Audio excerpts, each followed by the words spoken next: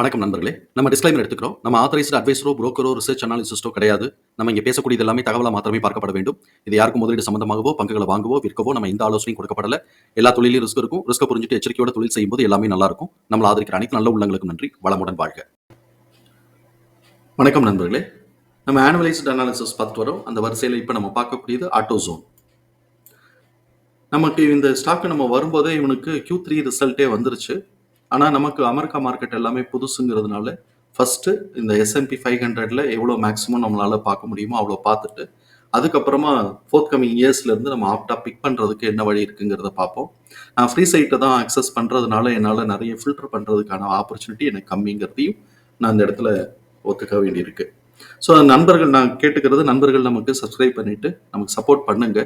ஃபியூச்சரில் அப்படியே கொஞ்சம் கொஞ்சமாக க்ரோத் ஆகிட்டு நம்ம ஆப்டாக பிக் பண்ணுவோம். இப்போ இவனுடைய அனாலிசிஸ்குள்ளே போவோம். அனாலிசிஸ்குள்ள ஃபர்ஸ்ட் வேல்யூஷன் பார்ப்போம். வேல்யூஷனில் நம்ம ரெண்டு விஷயமா பார்க்குறோம், பிஇ அண்ட் பிபி. பிஇ வந்து ஆல்ரெடி 25க்கு மேலே இருக்கிறான். ஆக்சுவலாக கரண்ட் குவார்ட்டரோட பிஇ 25க்கு மேலே இருக்கிறான். ஸோ இப்போ 25, 26 மெயின்டைன் பண்ணுறான்னா அது எக்ஸ்பென்சிவ் வேல்யூஷன் தான்.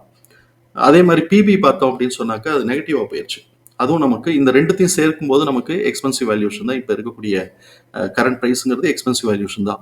இதில் நமக்கு இருக்கக்கூடிய பெரிய அலாம் என்ன அப்படின்னு சொன்னால் எக்ஸ்பென்சிவ் வேல்யூஷன் நம்ம கேர்ஃபுல்லாக இருக்கணும். எப்போ இபிஎஸோட டிடிஎம் லெவல் டிக்ரீஸ் ஆகுதோ, ஸ்டாக்னேட் ஆகுதோ, டிக்ரீஸ் ஆகுதோ, அப்போ நமக்கு வந்து பெரிய லெவலில் கரெக்ஷன் லீட் எடுக்க வாய்ப்பு இருக்குது, அட்ஜஸ்ட் ஆகும்.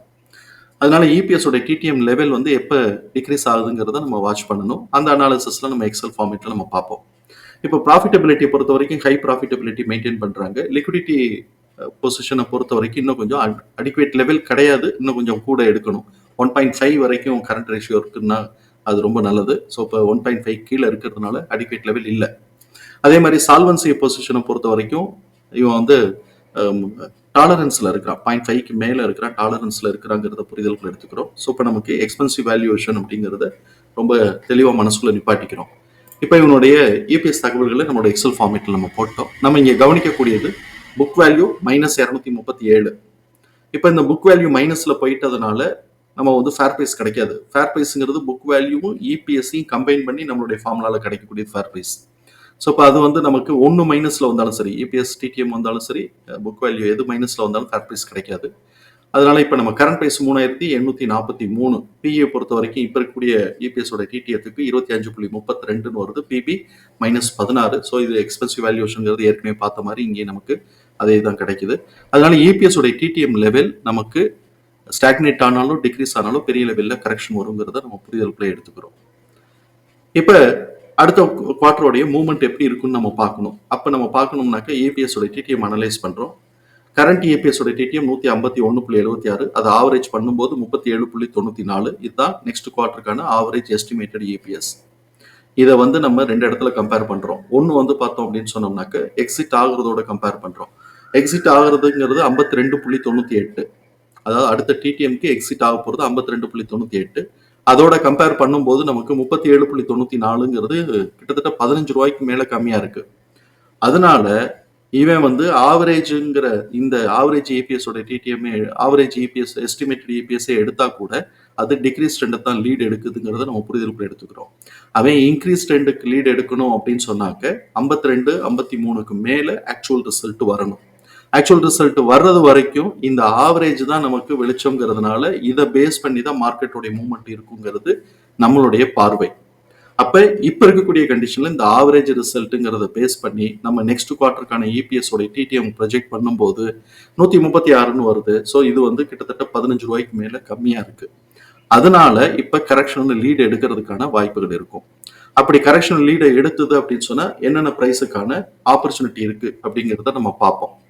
ஃபர்ஸ்ட் இந்த குவார்ட்டருக்கான ரேஞ்சு, இந்த குவார்ட்டருக்கான ரேஞ்சு வந்து 3895 3508, அதாவது 3508 3895 அப்படிங்கிற இந்த ரேஞ்சு வந்து இருக்கு. இதோடைய மிட் பாயிண்ட் 3701. இதான் ரொம்ப தெளிவா தெரியுது. சைட்வேஸ்ல தானே போயிருக்கு, ரொம்ப தெளிவா தெரியுது. ரொம்ப தெளிவா தெரியுது. ஆனா நமக்கு மேத்தமேட்டிக்கலா என்ன வந்திருக்குங்கிறத நம்ம பார்க்க முடியும்.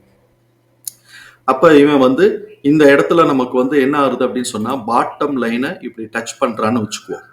பாட்டம் லைன் அவன் டச் பண்ணிட்டு திருப்பி இவன் மேலே எந்திரிக்கணும் அப்படின்னு சொன்னோம்னாக்க 142 இந்த இது அப்படியே ப்ரொஜெக்ஷன் ஆக்சுவல் ரிசல்ட் வர்றதுக்கு முன்னாடி நம்ம மார்க் பண்றோம். அப்ப இதோடைய ப்ரொஜெக்ஷன்ஸ் பார்க்கும்போது 142 இன்டூ 25.8ன்னு போடும்போது 3663.